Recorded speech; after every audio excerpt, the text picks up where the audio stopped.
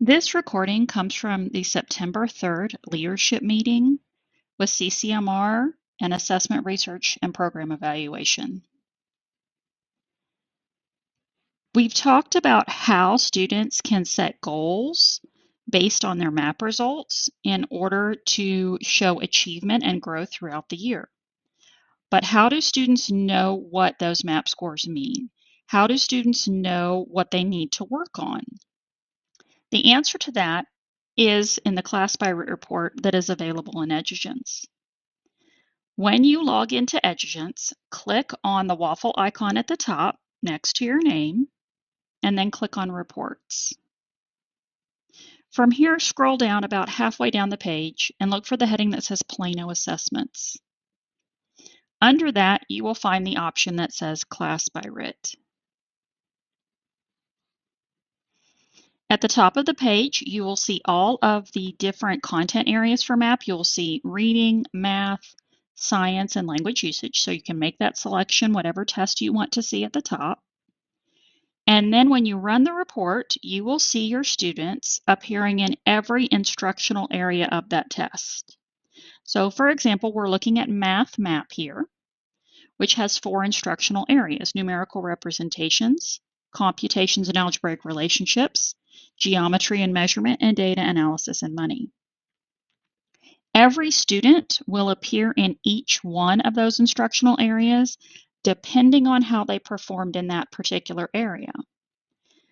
But next to their name, you will see their overall MAP score. So in this example, we have a student who has a 208 overall in MAP, but as you can see, they scored very differently in each of the instructional areas. Where a student is placed in Class by Writ, that location indicates what they are ready to learn. This is ideal content for small group instruction, for stations, for guided practice.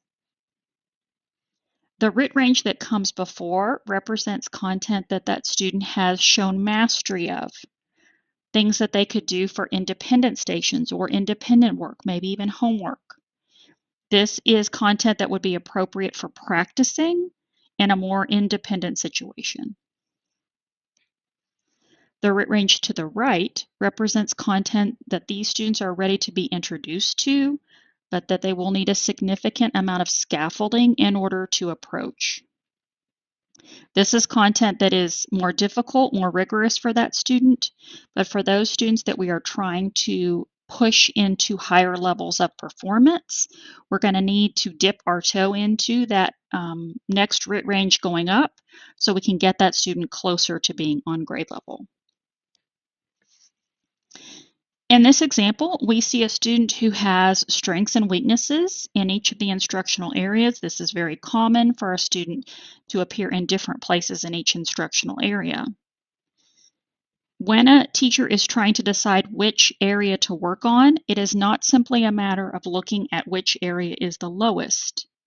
A teacher really needs to think about what they know about their content area, their pedagogy, in order to choose the right place to start for students. In this example, this student has a relative weakness in computations and algebraic relationships, as well as geometry and measurement.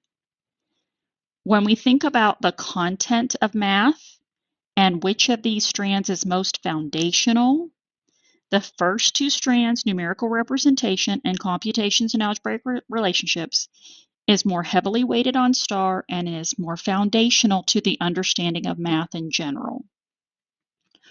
For a student who's not quite on grade level, working on those more foundational strands has a lot of carryover potential. Working on computations and algebraic relationships will absolutely help this student in numerical representations, as well as solving some problems in measurement and data analysis and monetary transactions. Geometry and measurement, however, would be more limited in its benefits in the other instructional areas. So again, when a teacher looks at this, they really need to think about this with a more critical lens than just looking at which is the lowest area, and really identify which of these areas is going to give you the most bang for your buck in terms of helping the student to get closer to grade level and accelerating their instruction to make more than a year's worth of growth in a year's time. In this example, if we were looking at a 6th grader in math, based on our current NWA norms, a 6th grader needs to be at a 220 in Math Map in order to be likely to get to meets on STAR at the end of the year. So a teacher can visualize where that line is at 220 and look at which of the strands are holding that student back from getting to that meets level, from getting to a place where they are going to go into the next grade level well prepared for the content coming up. And then within that, really drilling down into now which of these lower strands is going to be the most foundational and will help that student in other areas. When you are live in Edugence and you hover your mouse over any of these blocks, it will turn yellow, and that allows you to click on it in order to access the individual learning statements. The individual learning statements that you see here are specific to students who have taken the Math MAP test in grade 6 and scored between a 211 and 220 in the area of computations and algebraic relationships. What you see here, this entire page, is content that the students in this range are ready to learn. It is not what they have mastered, but what they're ready to learn. You see the grade level TEKS on the left and the learning statements from MAP that correspond to that on the right. All of this comes directly from NWEA. That is how it gets into Edugence. It comes from NWEA. On the NWA website, you do have reports that show this information, but none of them default to showing you on grade level TEKS. It is important that we always begin our conversations with on grade level TEKS and work away from that, but we need to begin with on grade level TEKS because that is our curriculum. So for a 6th grader, this is all content that they are ready to learn. This would be great for setting goals with students, for them to understand what their MAP score means, for them to be able to dig into what is it that I need to work on between now and my next assessment to be able to show growth. You will notice in the top right-hand corner, there are 4 arrows there. Those 4 arrows allow you to navigate away from the on grade level. So there are green arrows going up and down. This allows you to navigate up and down different grade levels, to go up a grade or to go down a grade. The blue arrows left and right allow you to go left and right across RIT ranges.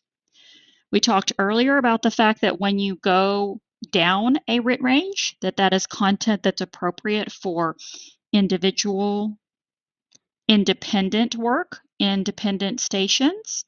When you navigate up to the right to the next RIT range, that's where we're getting into content that we're ready to introduce that may be slightly more frustrational and students may need some scaffolding. But for those kids who need to get closer to grade level, we need to keep pushing them up to the right in order to go up RIT ranges. Additionally, for those students who are higher achieving and we want to give them a good challenge and they still need to grow, we can push them up RIT ranges to the right without having to go up grade levels. You do have that option with the green arrow to go up a grade, but we ask that you use that with extreme caution. We don't want to inadvertently create skill gaps for students by going up a grade when they have not truly mastered all the on-grade level TEKS. So if you have students that you feel like have already mastered all the on-grade level TEKS, before you consider going up a grade, we ask that you consult with elementary and secondary academic services to see what resources you could be using for those students before we make that choice that we need to go up a grade. You do have the option to go down a grade as well for those students who are performing below grade level, for those students who may have some foundational pieces missing from an earlier grade. That allows us to go back and fill in gaps as well. Here is your call to action, your next steps. The best time to review student assessment data and to set goals with students is right after they have taken an initial assessment. So after your beginning of year MAP data, after your middle of year MAP data, Identify students who need additional support and talk with students about the results of those assessments.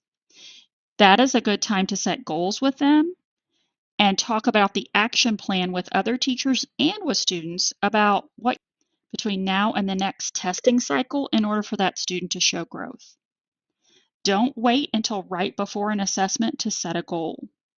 That would be just like me setting a goal weight right before I step on the bathroom scale. There's no time between the goal and the assessment in order to make that goal achievable.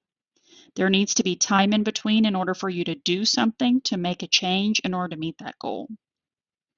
Also, don't forget to communicate with students the importance of MAP testing, why we're doing it, and the purpose of it, and also how they could earn a Superintendent Scholars Award. If you have additional questions, you can reach out to Dr. Edney about CCMR and the Superintendent's Award. I'm Jennifer Ruth from Assessment Research and Program Evaluation, and I would be happy to help you with EduGents, Class by Writ, any of those topics.